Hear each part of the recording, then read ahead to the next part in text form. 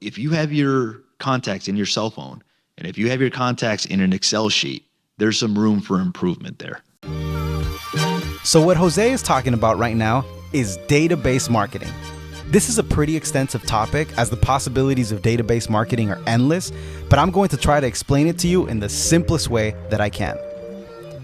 So lately, I personally have been getting into gardening, and so I'm going to use what I've been learning there and explain database marketing with the following analogy.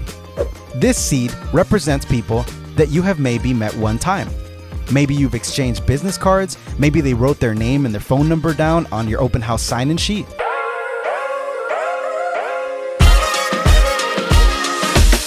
Realtors are heroes. Heroes to their clients, heroes to their vendors, and heroes to the communities they serve. And as any good hero would have it, they're always facing existential threats. The fourth quarter of 2022, realtors were in the beginning phases of one of the biggest challenges they would face in over a decade. So we decided to host our first event called The Shift. We invited some of the most successful real estate agents in the industry to share their roadmaps to success.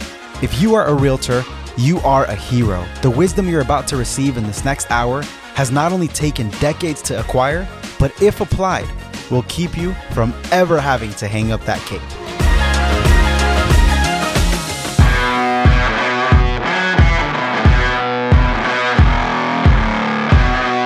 Jose Luis Morales has been a realtor a little over a decade, but in those years has already achieved more than most realtors ever dream of achieving in their entire career. His journey and what he has learned throughout the process is what I'm excited to share with you in this episode.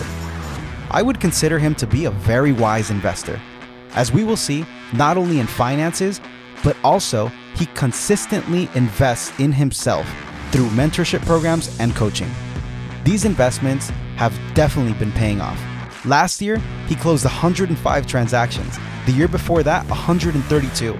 Not only that, but he's on his way to earning $30,000 to $50,000 in residual income per month. How do you build that business? How do you build that portfolio? Well, we're about to find out. I think you were mentioning to me on the phone that this is your building? So not the building. So I own this office space. So Okay. The way that it works here is there's downstairs units, which are commercial, and then there's residential upstairs. I own the commercial down here, but then in the same neighborhood, I own two other commercial ones as well too, which I could show you. That's where my admin is at. And then I have like an EXP office as well too. I actually bought this building back, I think in 2016 or 17. At that point when I bought it, I had no idea what I was gonna do with it. So for a long time, I used it as storage. But I knew that like eventually I would grow into it. The thing about these is that when they were selling them brand new, they were selling them for like 80 grand, bro. And then I got an opportunity to buy one for like 110 grand. I was like, I'm never gonna see this again. So like it wasn't the right timing, but it was just like, So I didn't even have a use for it at the moment. You didn't have a use for it, but you had the foresight to see, Oh yeah, big time, yeah. hey, this is a good deal, and it's big going to time, be yeah. a good deal, and it's a commercial space. Yeah, 100%. Here's a storefront, and then if you look at that empty lot right there, I've talked to the owner. I didn't know this at the time, and like when I used to buy real estate, I would never like really take a look at the surroundings, but now I actually take it, like if there's a vacant lot, I want to know what they're going to build there. To my knowledge, they're going to be building like some sort of shopping center there with like drive-throughs and stuff like that. So like now if they do that, when they do that, now this location just became prime because it's like literally right across the street from there. When I started investing real estate, it was almost just like, okay, how much money do I put as a down payment and how much return does it give me? But I never factored in a lot of things. So I never really factored in like rent appreciation. I never said, oh, like over time, the rent's gonna appreciate over time. That thought didn't cross my head at that time. And then I never factored in that the principal gets paid down, like meaning like every time you pay a mortgage, like it's almost like a savings account because your principal is getting paid down. I also didn't take into account like surroundings as well too. It was like more based on, hey, where can I get the highest return versus where can I get the highest return and where is there upside as well too. So I didn't realize that that would eventually be developed and I didn't even think about it. So as my career changed and as I started getting more seasoned, I started paying attention just to different things now. Obviously, this guy's a wealth of knowledge when it comes to this subject. We will definitely come back to investments, but for now, let's look at the space he uses as his personal workspace and marketing. So my office is actually my stations right here. I actually work from here. It's basically a stand-up station. Okay. And it's just Wow. we basically make phone calls from here. Yeah. This is the sales and marketing right here. This is sales and marketing right here. This is the sales and marketing department. What was your main strategy when you first started? Were you on the phones? Were you a door knocker? Telephone, 100%. Yeah. How did you do it? What did you do? Basically making phone calls. So I actually started off with my database. I basically made a list of everybody that knew me, liked me, and trusted me. And then for my previous occupation, I used to work. My dad has a business in downtown Oxnard, and I kept a lot of good relationships with people. So I started reaching out to them and started telling them, hey, look, I just got licensed. Not sure if you remember me. I used to cash your checks, or I used to do your money transfers, or I used to sell you cowboy boots, whatever. Now I'm in real estate. Do you have any plans for the real estate market? So Is that the kind of business that was cowboy boots? Yeah, it's cowboy boots, cowboy hats. Hey, man, that's awesome, bro. That's what they do. Where are the boots, man? I have them at home, bro. I have them at home. It's funny because awesome. I had a ranch appointment the other day, and it was like a $5 million ranch, and the clients had workers there, and they're like, hey, can you please not show up in a suit and a tie? And I said, not a problem. I told them, would it be better if I show up in cowboy boots? I showed up in Wranglers, bro. Like, I showed up in Wranglers, cowboy boots. They were happy. The way that you treat people really matters. Being a kind person without an agenda will always pay dividends. This was the place where Jose would work and speak with people. You might currently be a waiter, work at a financial institution, or even an Uber driver. Whether or not you're trying to get into real estate, treating people the way you'd like to be treated is a must. This was the key in Jose's early success. He closed 9 deals in his first year and 19 in his second because in the eyes of his first clients, he had already built rapport. And so they believed that they could trust him at that capacity. What a lot of people don't realize is like the way that you treat people before you get into real estate, it matters. So like, I don't know why, but like I would always go above and beyond for other people. Like, so when people would come into my dad's business, my motto was like excellent customer service. So what ended up happening is that a lot of those people started like taking a liking to me. So like if I transition from check cashing to real estate, those clients are going to follow me because of the way that I treated them. If I ever transition from real estate to somewhere else, these clients are going to follow me because of the way I treated them. Most people think that it starts when you join real estate. Nah, dude, it starts like in your restaurant business. Because think about it. Like, let's say that you're a waiter and you don't build any relationships with any people. None of those relationships are going to carry over to your next business. So true. My philosophy is always treat people really good and provide them excellent customer service. So no matter what you do, you have good, positive relationships. So I went out of my way to build those relationships with those people so that and I didn't know I was going to do real estate at the time, but when I did do real estate at the time, people remembered the way that I treated them when I used to be I was just a cashier, bro. So when I used to be the cashier, they remembered how I would get to know them, how I would talk to them about their family, how we would just chit chat. So when I transitioned, a lot of those people like followed. I've heard it said that if you want to take a shortcut in life, find a mentor. One of the quickest ways to achieve something is to find someone who has already achieved it and learn from them. This is one of the keys that Jose Luis implemented early in his career. There was a pivotal point because for the first 6 months, I didn't close anything. And I met a mentor at 6 months. And at 6 months to 9 months, that's when I closed the 9 deals. So it was actually 9 deals in 6 months, but it was because of a mentor. When he first approached me, it was... so he approached you? He approached me at the very beginning of my career and he said, I'll charge you 50% of your commissions and I'll be your mentor. And I was like, nah, I'm good. You know, like, I was like, nah, it's all good. I think I'm good. But then I think reality hit me. It was 6 months without a closed sale. And at that point I had been working every day and I said, what do I really have to lose? But then when I committed, I became a student, bro. Like anything that he told me to do, I would do it. Stephanie said something the other day when we were on stage and she said that for the first 2 years, like just be prepared to be an intern, basically. I think I did that really well and I didn't really focus on the money whatsoever. So I was making, like I was on a 50% split with my mentor.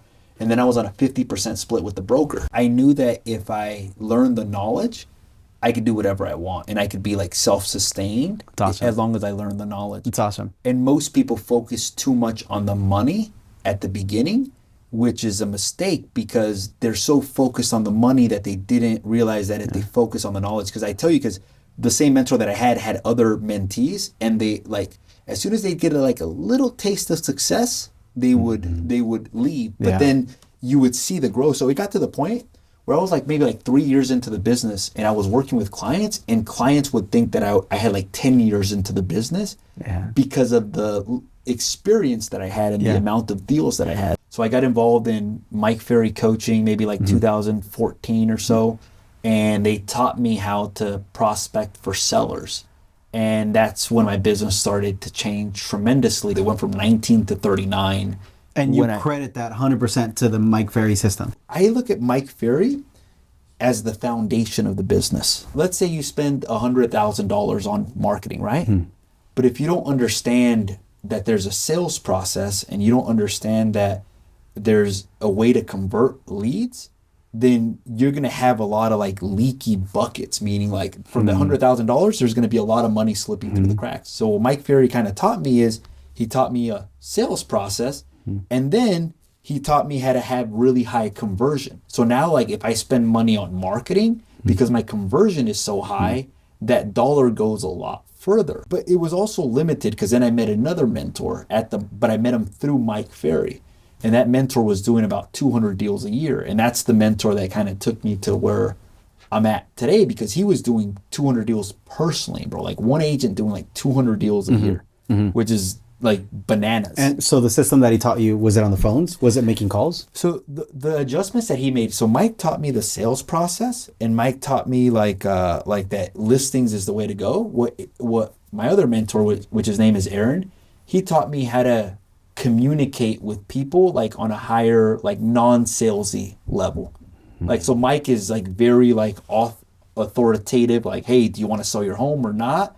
Aaron was just like giving people options, like selling, but in a very customer service mindset. Like meaning like more of selling coming from service if people actually need your help.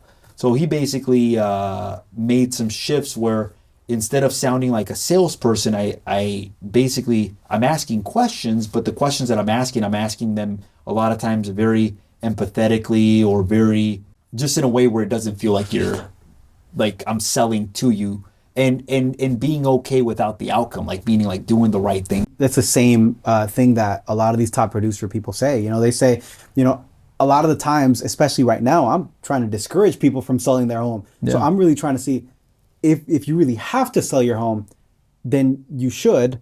But if you don't, if you don't, then I'm not going to try to convince you to do it, because I'm interested in the long-term relationship. And so if I advise you well now, your chances are you're going to use me later on consistently. I hope you're enjoying the show. We're going to have to take a little pause here for me to talk to you about Home Sweet Home Productions. Whether you're listing a $200,000 condo or you're listing a $50 million house, we have the experience to help you create the content that your property deserves. So whether it's photography, videography, whatever you may need to help you market your home, Home Sweet Home has you covered. We want you to rest assured that when you go into a listing presentation, you're gonna know that you have a team that has the experience to help you create the content that you're gonna need to create in order to market this home. With over 10 years of experience, we believe that we can be a very valuable part of your team. So yeah, guys, Home Sweet Home Productions is the one that is sponsoring this entire show. I hope that you would support us there. Let's get back to the show.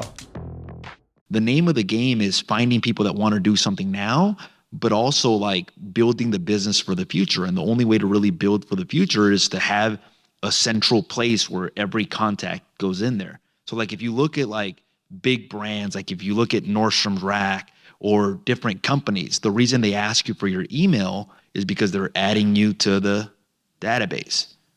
Like if you're not marketing to your database, other people are. Like if you're not marketing to your database, Zillow's definitely marketing to your database. Everybody that we talk to, like even if I'm cold calling, like a lot of people when they're prospecting, they're like, oh, I took a listing, and we ask them like, how many contacts did it take you to get to that listing? They're like, oh, it took 100.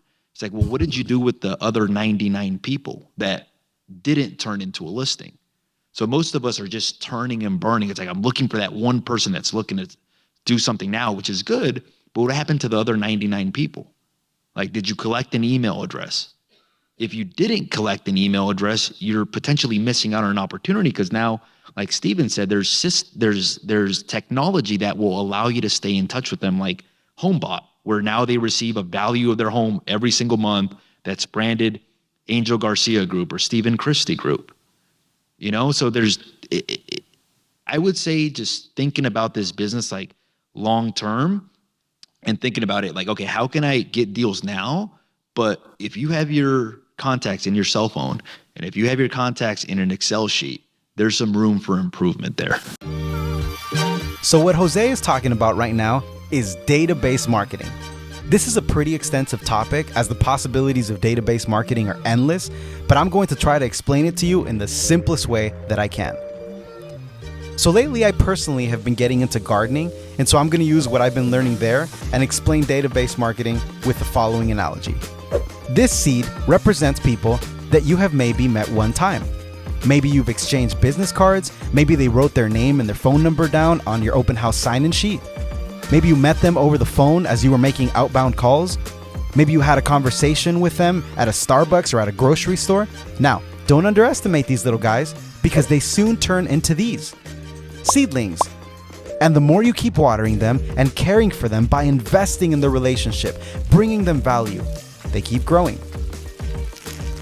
They flower to the point where it's only a matter of time until you see a client that trusts you to handle not just one transaction, but 2, 3, 4, a lifetime of continual business. If you have been in real estate for a few years, your database looks kind of like this. A mix of clients and potential clients in various stages that I just explained. Now, this is the challenge and the whole point of what we're talking about. How do you care for each different one at scale? Database marketing. Database marketing basically creates a system in which you can simultaneously communicate with each one of them. So in addition for caring for the ones that you know are about to bear fruit, meaning those who are just a few weeks away from selling or buying, you are also able to stay top of mind and in front of all the others. Many of you already have their emails, phone numbers, birthdays, and many of you already have their emails, phone numbers, birthdays, and addresses, but they may be scattered and not in a CRM or a portfolio that enables you to send these messages. Once you have set this up though, you can spend your time coming up with ideas and creative and relevant content that they are actually expecting to receive from you. I think a lot of people follow the same strategy that I followed, which is like telephones or door knocking, but they thought about it very short term. What I mean by that is that they were only looking for people that were wanting to do business right now. Oh, I see. If that person was looking to do something a month from now, a year from now, they didn't have any sort of system or any sort of funnel to like keep in touch with them. If you're always looking for people that are looking to do something in the next 7 to 10 days, you're almost like in this like hamster wheel where everybody else is kind of like that you're just putting them to the side. Yes, find the people that are looking to do something now, but also have like a nurturing system. So what I did really well is I started collecting emails for everybody from the very beginning, bro. So if I was prospecting, like even when I was new, I'd always ask them for their emails. And at the beginning, I wasn't really doing anything with the emails. I had like a stack of papers where I was just collecting emails.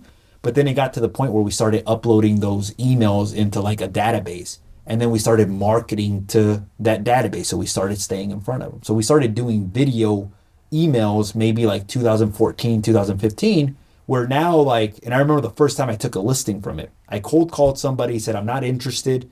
I got his email address. I kept sending him emails, I think like every 2 to 3 weeks. Like 2 months later, he hits me up. Hey, look, I've actually changed my mind. I do want to sell my property. Saw your video. You look a lot more professional than my old agent. I want to work with you. That's awesome, and when that man. happened, Wow. I was like, whoa, like, Yeah, it's like something it went was up. like a light bulb. Yeah. So now like we have 35,000 people in our database, bro. Wow. In our database, meaning like, so over the last 11 years, like anybody who's ever inquired on anybody who's ever asked for information on one of our listings, anybody we've ever met at an open house, anybody who we've ever met at anything, they've all gone in there and they all still receive marketing from us. So I have 3 different databases. I have just a regular people database, a regular home sellers. I have an attorney database, which every attorney that I've ever talked to or any interface with, they receive a podcast video. And then I have a realtor database now. So if you give me a business card and you're a real estate agent, you'll get added onto there. Once you collect an email, there's different ways of staying in touch with them. One of them is the home bot or like a home market report, which you can send that to them once a month, meaning once a month they're receiving a touch. The other way is I have a video podcast that I do that gets sent out once a week. So if you're touching them once a month with HomeBot, that's 12 touches in a year. If you're touching them 4 times a month via video podcast, that's 48 touches in a year. That's already 60 touches. Now, if you're uploading that email to like those retargeting ads, now they're seeing you on Yahoo. So when I say that you got to think about the business long term, is that you look for business now, but you're also finding ways to staying in touch with that large database where they start seeing you everywhere. So I'm at the point now where people think that I'm everywhere where I'm really not. They just happen to be in my email list. And because they're in my email list, it appears that I'm everywhere. So they see me like on yahoo.com, right. You know, they see me on my podcast. Yeah. They see me on Facebook retargeting ads. They see my moving truck. They see a dump truck that I have. They see a for sale sign. So now, like, if you're not thinking about doing something today, but like, let's say you're thinking about doing something over a year, but over that year, you know, one realtor that you've seen once and you've seen me 70 times in that matter of a year. Now the first person that they think about when they think real estate is they think me, you know, awesome. And that's ultimately what you want. You want mind share, basically. You want when people are thinking real estate for you to be the first person that they, for example, with Dave, in the Conejo Valley, you cannot go anywhere without seeing Dave. True. And that's mind share. That's why the first person that they think Chris about. in Northridge, and it's the same. Yeah, it's the same with everybody here. Yeah, no, I totally agree with you. I'm blessed now that like 50% of our business comes from our database with very little personal touches. So I said, if 50% of my business comes from my database and I'm not even reaching out to them, could I actually grow that? Not only that, but like my database is a lot nicer than an expired listing. Mm-hmm. My database is a lot nicer than a for sale by owner. So is that where you're personally spending your time in the next 6 months, calling on the phones, or do you systemize that? No, so for the database, I'm actually, we do have callers, but we're having them do most of the cold stuff. So I no longer call expires. I no longer call for sale by owners. I no longer call probates. That's like top of the funnel. I'm either calling the people that are lower down on the funnel, or if I'm going to touch base with my database, because I would say that's more relationship based right there. Whereas Home Sweet Home Productions exists to create content for your properties that you list, Create LA exists to create content for you as a real estate agent. Anything from brand videos to campaigns that you want to do on social media, or even social media management, Create LA not only has the experience, but has the creativity to be able to help you brand yourself. Give us a call today and let Create LA take your brand to the next level. Yeah, I was gonna say, like, my dad like thought he had a business, but he really had like a really high paying job, you know? Mm-hmm. Yeah.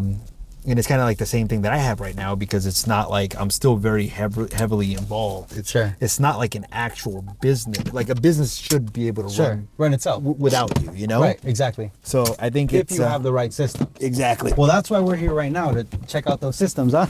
We just drove here. This was like what, like a 2-minute, 3-minute drive? Yeah, very. Okay. My house is actually in this neighborhood too. Oh, no way. Yeah. So my house is like basically like another 2 minutes from here. So it's same awesome. Community. You don't even have to, there's no street lights or nothing like that. So it's literally the same community. What's this community called? Village at the Park. Village at the Park. Yeah, in Camarillo. I bought this one in 2015. And then they sold me the top and the bottom. So I actually own the top and the bottom on this one. So here is pretty much your storefront. Yeah. Hey. Hello. Good. How are you guys? Very good. Very good. She's our listing manager. Awesome. Our closing manager. Awesome.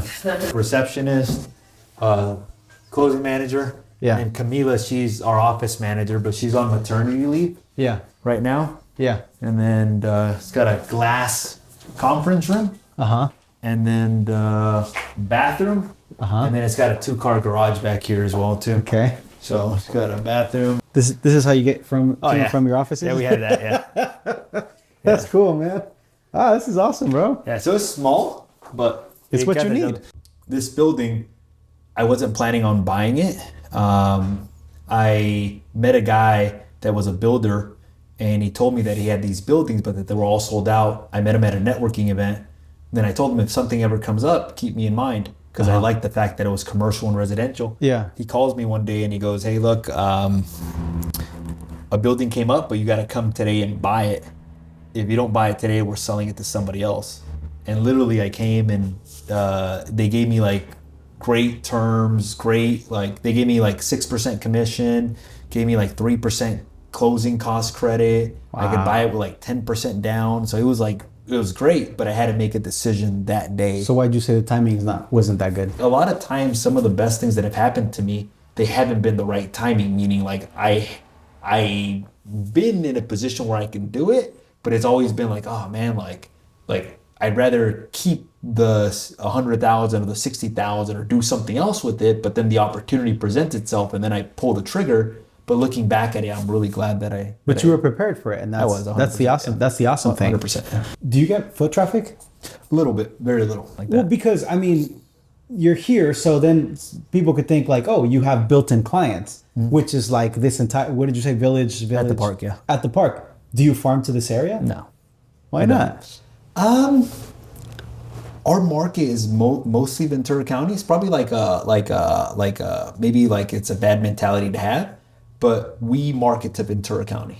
Like, to be honest, like we don't care if like if you ask me, hey, Jose Luis, you can get a listing at $1 million at Village at the Park or in Thousand Oaks at $1 million. To me, it's the same thing. It's $1 million listing, you know, it just doesn't really matter. So I've never really I've had niches, but not like niches in terms of community.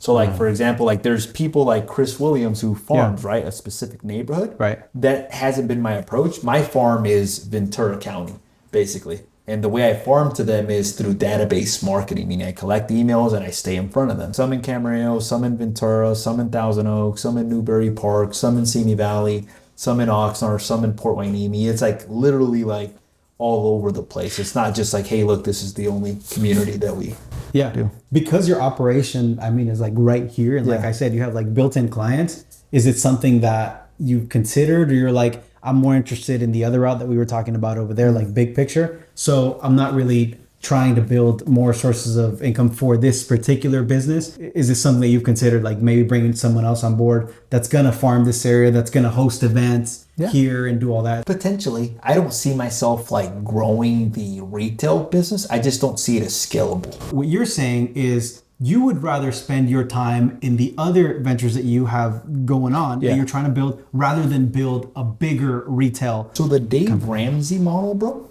he's a TV personality. Okay. Right? So he's got like a podcast show. Sure. And that podcast show has millions of viewers that watch him. And he gives them advice as it relates to buying or selling real estate. Those people from time to time need to buy or sell real estate. And what he does is he's got his list of real estate agents that he just refers the business to. Sure. Basically, he's vetted out like top agents around the country, sends them a referral. I see myself more as that business model where I'm not the one managing the transaction. In other words, I like conversations. I hate the operation side. Angel is a really good operator. Like meaning like he's okay with the operations. I hate the operations. Like meaning like if you want me to do like paperwork and all that, like I'm just like, oh man, like I want to be away from that as far as I can. So which is why I see myself more. Not only that, but I see that as a more scalable model, meaning like as I grow the audience, the amount of people inquiring grows, and then I can basically refer them out to just, if you ask me, hey, Jose Luis, would you rather sell one home or refer 4 deals to Stephanie Vitaco? I would say I'd rather refer 4 deals to Stephanie Vitaco. Because the spread it's going to be around the same. It's going to be the same amount of money. I see. But I didn't have to do any of the... And I basically had to make the introduction. Okay, so then the goal is, okay, you're doing 100 right now. Yeah. So if you want to continue that income, you're saying you have to refer 400. Yeah. That's cool, man. Yeah, which I think is a more scalable model, basically. I personally believe that, yeah. I don't know about you, but when I first heard Jose speak about this, I was so confused. I thought to myself, why wouldn't he want to keep building up his business and sell more homes? As I thought about this, I remembered what Stephanie Vitaco said. There are multiple ways to skin a cat. And as I thought about that, I realized something. This is why being a realtor is so appealing to so many different types of people. Some people are happy selling 10 homes a year, while others are content with selling one home as a side hustle while they keep their main source of income. Jose believes that for him, building up a following and referring clients to other agents is a more scalable business model than selling homes himself. It's definitely unconventional, but when you see Dave Ramsey make $56 million in a year by referring people and not have to navigate people through the different kinds of escrows, yeah, that's pretty cool. Okay, so I know you don't like operations, but I do want to know kind of like the process that a transaction. So I basically get the contract. Whenever we sign a listing, we fill out like a new listing intake form, and that's my job. Yeah. So in the new listing intake form, I basically just write down like any of the details that would be pertinent to the transaction. Yeah. Like if there's solar panels, if there's a ring camera, if they're in default, if there's a short sale. If the landscaping needs to get done. If the landscaping needs to get done, we give that to our listing manager, who's actually virtual right now. Her name is Ceci. And we give that to our listing manager. Our listing manager then reads the notes that I made, calls the seller, introduces herself, sends a copy of the listing agreement, and then starts processing the checklist, basically. We have a checklist. Even though I don't like the operations, I am actually pretty good at it. But the reason I'm good at it is because I've always looked at it like, hey, how can we make this to provide higher level of customer service so that I don't have to continue getting involved. So then she starts processing the checklist. Then she handles that until it comes on the marketplace. So anything that has to do with pre-listing, from pre-listing, pre-live, till when it goes live, they handle pictures, everything, they handle it. Yeah. Then the day that it comes on the marketplace, I call the owner. I say, congratulations, the property is live and listed on the MLS. From this point forward, we'll be giving you an update every Wednesday, letting you know what kind of activity and what kind of feedback we're getting on the property. Then we keep in touch with them every Wednesday until the property goes into escrow. Once the property goes into escrow, it then goes to Maria. And then Maria's job is to get it from escrow to closing. Once contingencies are removed, I call the seller, say, hey, congratulations, contingencies are removed. And then I call them at closing, and then it... very systematic. That's the process. And very minimal impact for you.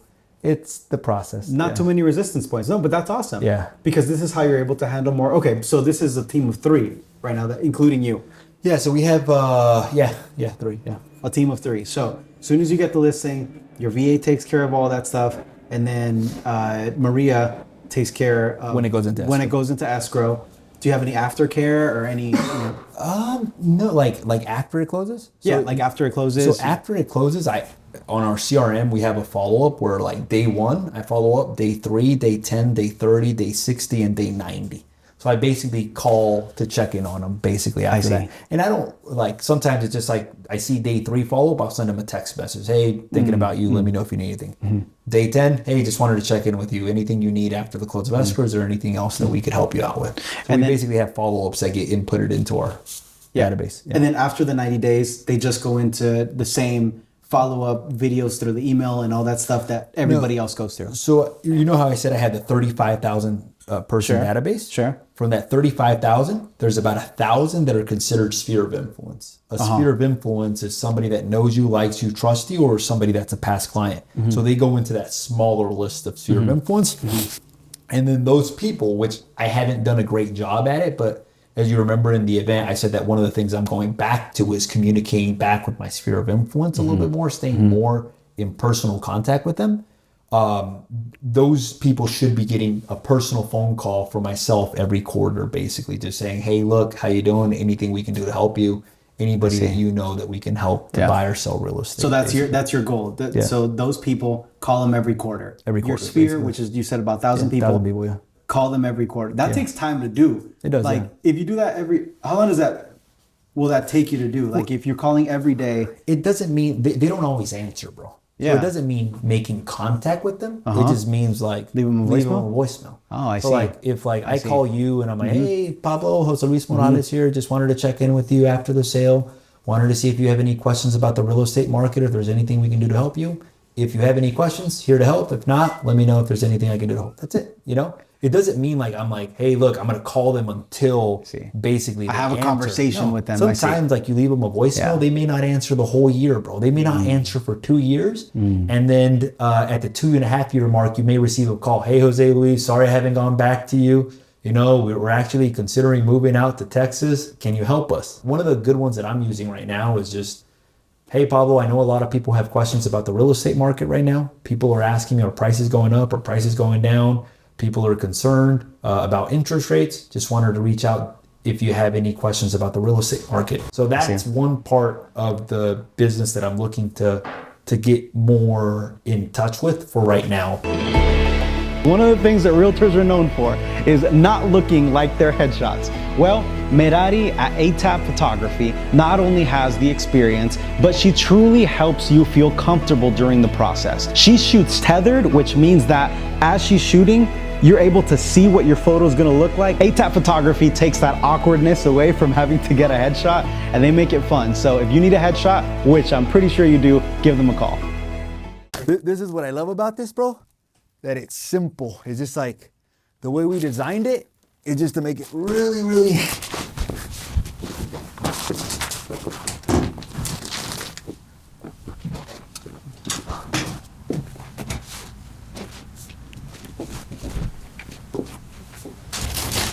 Crazy, huh? It's cool, man. That's awesome, bro. What I love about it is that it's so simple I could do it, you know? Jose Luis. Okay, so you can do like, let me show you some like the edited ones.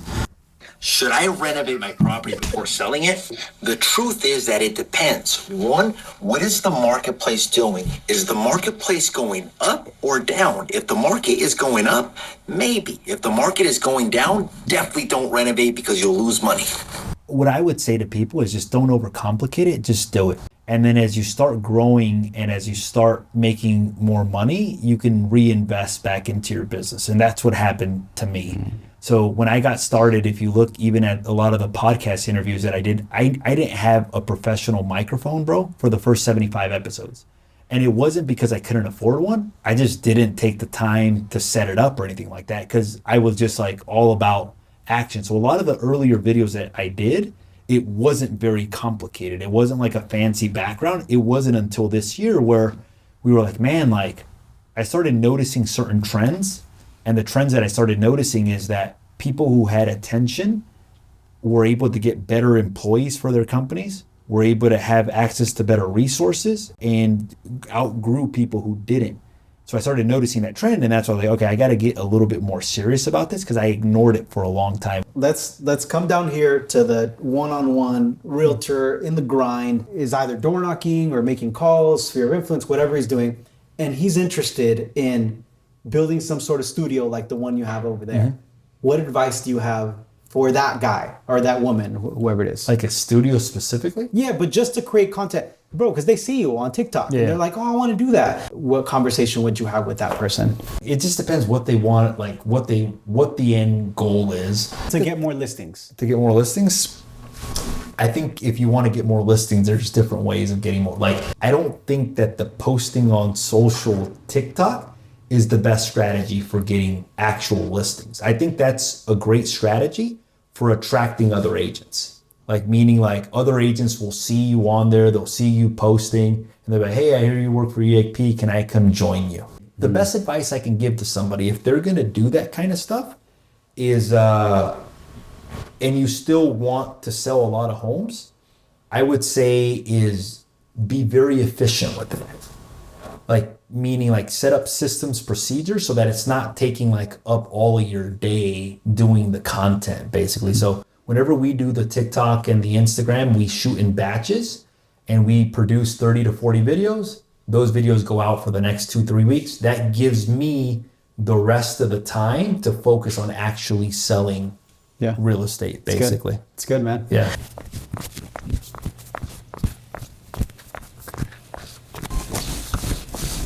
There he is, bro.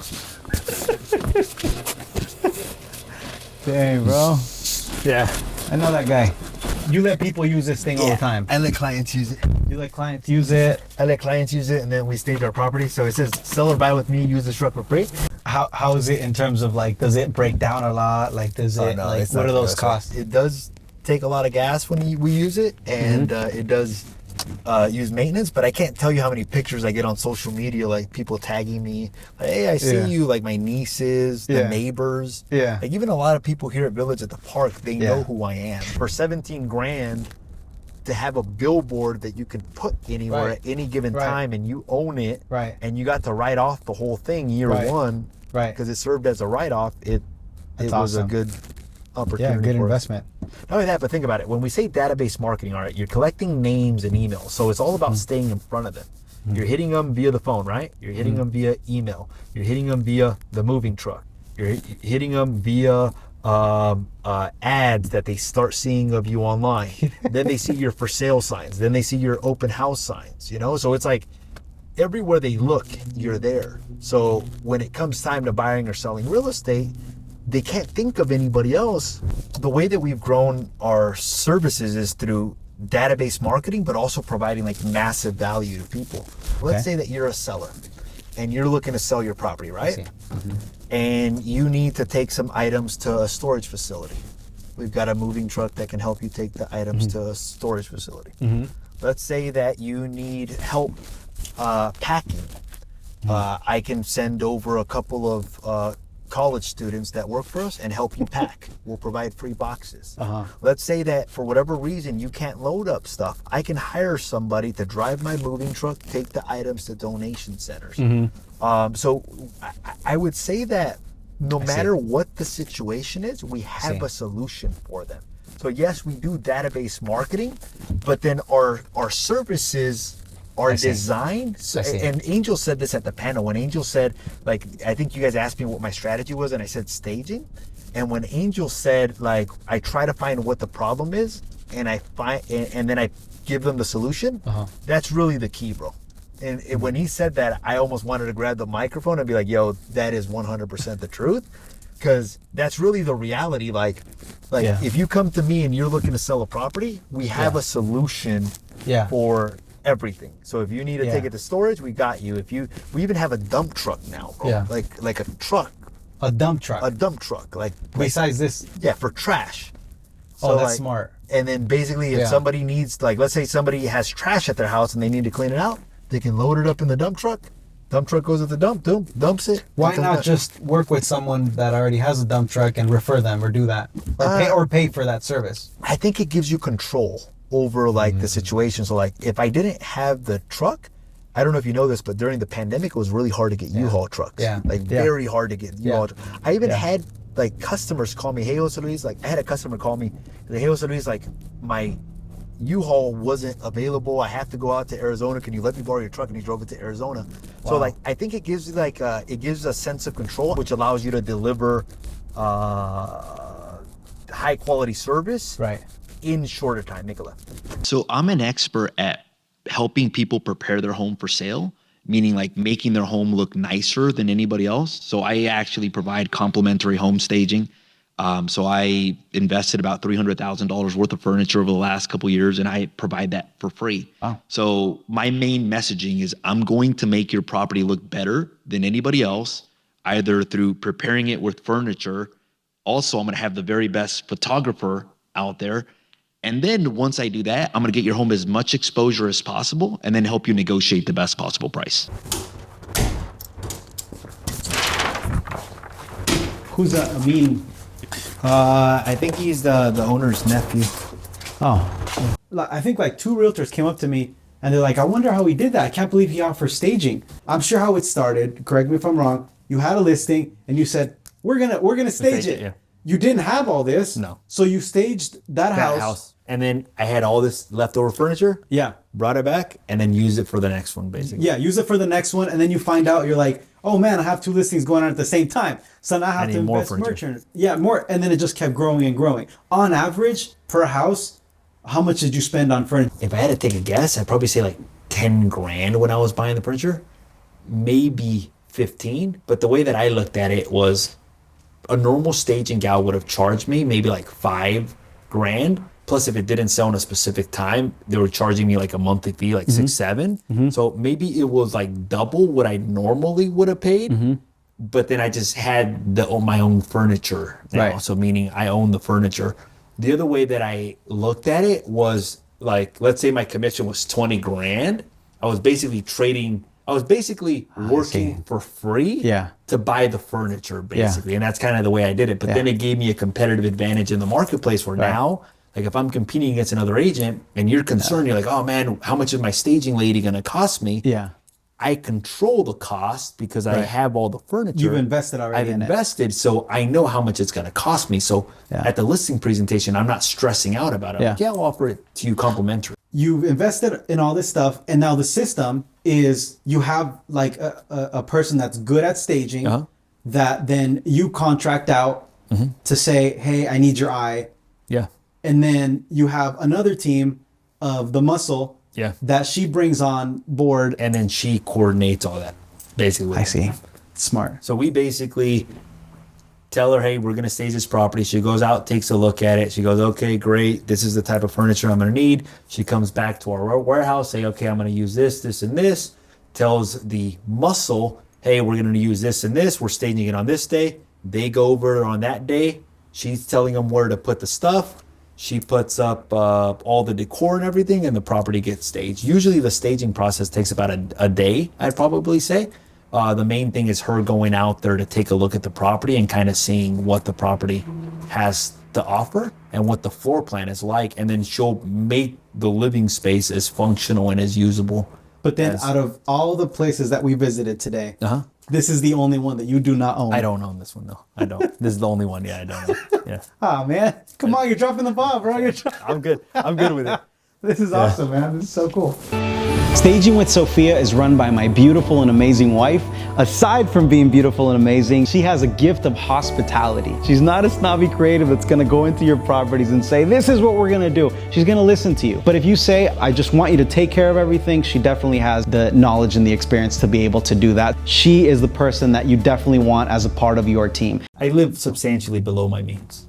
So like, it wasn't like a percentage, like it was just like live substantially below what you make. So even though I started making a lot of money, I kept living conservatively relative to the amount of income. So like, I'll give you an example. When I bought my first rental property, I probably had $10,000. My down payment was $8,000, you know, like that was all the money that I had saved up.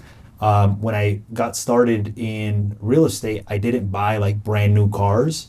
I actually bought, like, my first real estate car was a $5,000 BMW, 1995 BMW. It looked really nice, and people thought like, wow, like it's a BMW, but it was a really inexpensive car. Like if you got into it, it wouldn't smell like a brand new car. It was leather, but you wouldn't get that brand new smell. You just buy that little thing, bro, and just put it on. Smell. Angel actually made fun of me a couple of times, but it was a good making fun of me. Like it was like almost inspiration, because then after I bought that, I bought an $8,000 car. And then I remember one time I got like a little GPS system. And at this point, keep in mind, I was probably already making like $5,000 of residual a month and probably like $200,000 to $300,000 in income. And I got like a little GPS system for my car. And Angel goes, I go, Angel, guess what? Look what I just got. He's like, bro, are you serious? He's like, how much money do you make? I'm like, I make X. He's like, and you're telling me about a 300? He's like, why don't you just upgrade your car?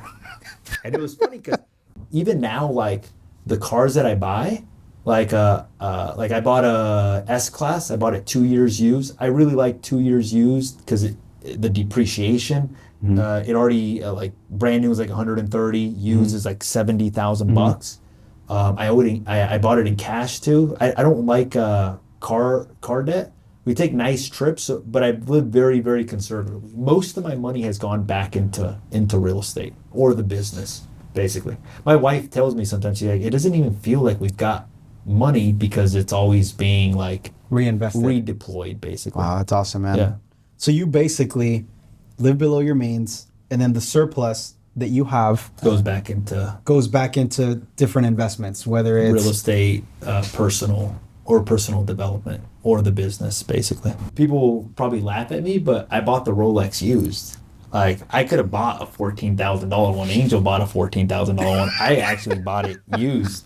I just couldn't see myself spending the 14 grand, so I spent 9 grand. Is this one of your mentors? I read somewhere you actually learned this from your parents, wise investing. Is that really where it started? Like you saw this at a young age? I think my dad was a really good influence, bro, in a sense where I would work with them, but then he would tell me stories, bro, and the stories stuck with me forever. So like, I'll give you an example. Like one of the stories that he would tell me is he would tell me a story of him and a person in the family that used to make a lot more money than him. And that person in the family would basically be at the nightclubs spending all their money away every single weekend. But they made a lot more money than my dad. And what ended up happening when you fast forward is my dad owns maybe like $7, $8, $9 worth of real estate by himself, not including what we own. And the other guy is like on Social Security, bro, without even like a primary residence.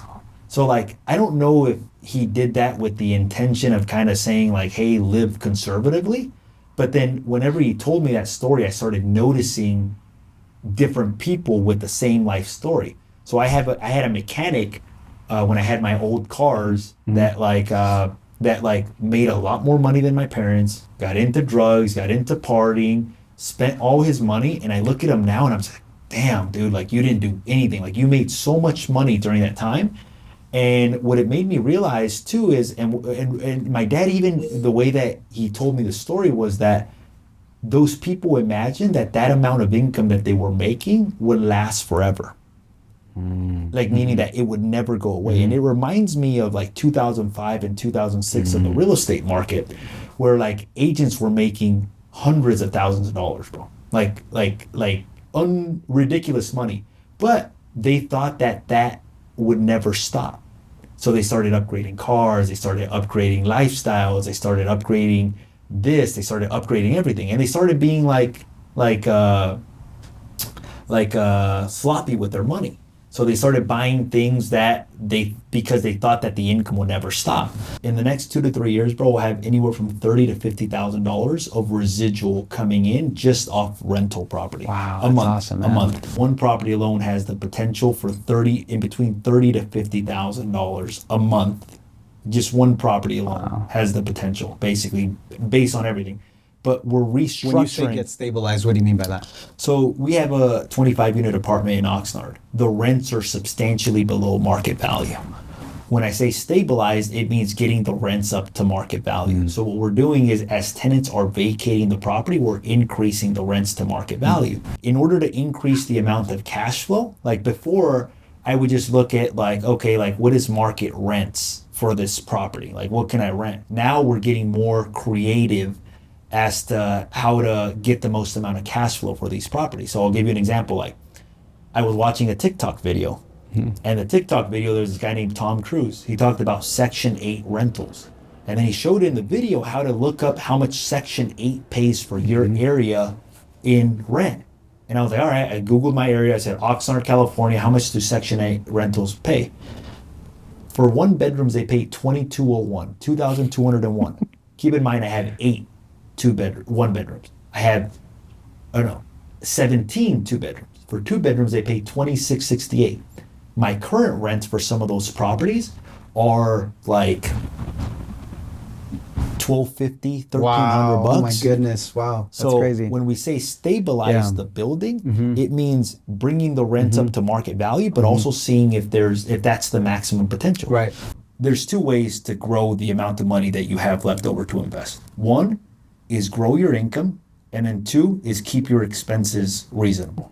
So like if you make $1 million but you spend $1 million, you don't have any surplus, right? So if you make $1 million and your expenses are only 100,000, then you have 900,000. So I think what people should focus on is things that help them grow their income, and then while they're growing their income, keep their expenses, if you want to say frugally or however, live below your means. Live below your means, because that's going to give you that extra surplus. So what I did really well because when you're just frugal and you're not like just trying to cut back, and you're not investing into anything, there's only like if you save $100, bro, it's only $100. Yeah. If you save $1,000, it's only $1,000. Yeah. You know, if you save 100,000, it's only 100,000. You know, but like if you focus on growing your income and then keep your expenses reasonably, that gives you that margin left over to be able to invest. So your goal isn't want to always close 100 transactions. You're more concerned about the residual income. That's the main driving factor. And your residual income, because I know your EXP, I don't know too much about the model, because I know is part of what you're talking about residual through the EXP systems that they do. Not the 30 to 50 grand. There you can build it, and we're I think like at $6,000 for the month on that coming in. I see. But I'm not counting that. The one I'm counting is just the one Properties. I'm focused on is just properties. Because no one can take that away from you. It's just there, you know. Yeah. So at that point, I don't have a clear vision as to I have a goal to get the portfolio stabilized, and once I get there, I think I'm gonna maybe even take some time to really like figure out like what do I really want to do. If you have been in the real estate industry for a number of years, then you have inevitably heard of the dangers when agents aren't wise with their money. We can clearly see from Jose's example that if agents live below their means and learn how to invest the surplus, they can be in a position where the residual income takes care of all their needs, and then they can decide whether or not they want to continue to be an agent or pursue another passion. What I see is that you guys are taking a shortcut to where they're at. Because back then, all these things weren't available. Like 40 years ago, a lot of this stuff that you guys are talking about involves technology being here. Well, technology wasn't there until a few years ago. So you guys are leveraging a lot of these things in order to pretty much take a shortcut in your career. I think the best thing that I got is that I combined the old school with the new school. That's what it is. So I think a lot of the new agents are missing the old school techniques, and they just want to go online and do the technology piece of it. Yeah. And I think that a lot of the old agents are missing the new school. So if you can combine both of those, that's the winning combination. I think That's what it is. in order to thrive. If you want to be the perfect agent, learn from the old school techniques, and because they're great at relationships, bro. Their work ethic is amazing. But then what the new school knows, they know the importance of having a presence online. You know, whereas the old school is like, well, I don't know how to do that. You gotta combine those, bro. So you combine them. You combine them. That's the winning formula. Yeah. That's what Angel and I did really well, both of us. That we combine both of them. A lot of the top agents before us built their business on expires, for sale by owners, cold calling, door knocking, that sort of thing. And then we combine that with technology, you know? So I think that was one of the things that separated us from everybody else. It was either the new people were just technology, internet, social, that's it, but no door knocking, telephone, prospecting. And then the old school people were like, oh man, technology, I don't even want anything to do with it. So they started losing market share to younger people. A lot of the top agents, they just adapt. And Stephanie is one of the best people at adapting. Cause like, so like when I got into the real estate market, there was like REO agents. And the REO agents, bro, they were like, oh my God, I'm the best agent, this and that. And then what happened to them is that the marketplace shifted and they failed to adapt. And then a lot of the big time REO agents didn't adapt to the new marketplace. And it was funny because the top agents that were in 2010, 11, or 12, very few of them are top agents right now, with the exception of like Stephanie, Neil Weichel, because those people adapt to whatever the marketplace is doing. So I think like to do it over like in a normal market is combining the old school, new school. But to kind of do it over a long period of time, you have to continue to adapt and like redevelop yourself. So Stephanie has done that really, really well, where she was a big time agent in the REO market. And then in the traditional market, she was still a big time agent. And that was a rare quality in a lot of, in most of the REO agents. Most of the REO agents did not adapt. Conditions in the market will always change. The amount of paperwork that goes into a transaction will inevitably change. The name of the broker on your real estate sign might even change. There is only one thing that is constant for realtors, and that is change. The long-term winners of this industry understand this and know how to pivot. They know how to reinvent themselves as they are constantly being developed. Speaking with Jose has inspired me to not be complacent, to pursue excellence, to push myself beyond what I have known instead of succumbing to excuses. The saying, adapt or die, comes to mind. But let's not get so gruesome. Let's just say, adapt or have a less or no business in a few years. The point is that we all have a choice. Each and every day, we can decide to be better versions of ourselves than we were the day before. Your better version is not a blessing for just you, but for your family and your clients.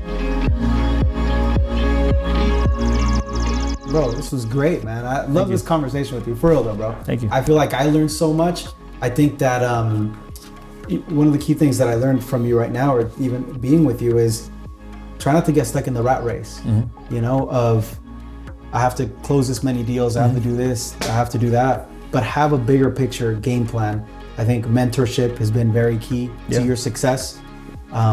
Your ability to say, I don't know it all, I need someone to help me and teach me. Being teachable, so remaining humble. You know, I think all that plays a big factor. But overall, man, I just learned so much from this conversation. Awesome. And I think a lot of people are gonna learn so much from this as well. Hopefully. I mean, bro, I have to process a lot of this stuff, you know, and I will. Thank you, man. Thank you, bro. On the next episode of The Career Realtor, Chris Williams recounts her journey to become the top listing agent in her area. As someone who uses events to grow her business, she shares the strategies that she's been refining throughout the years.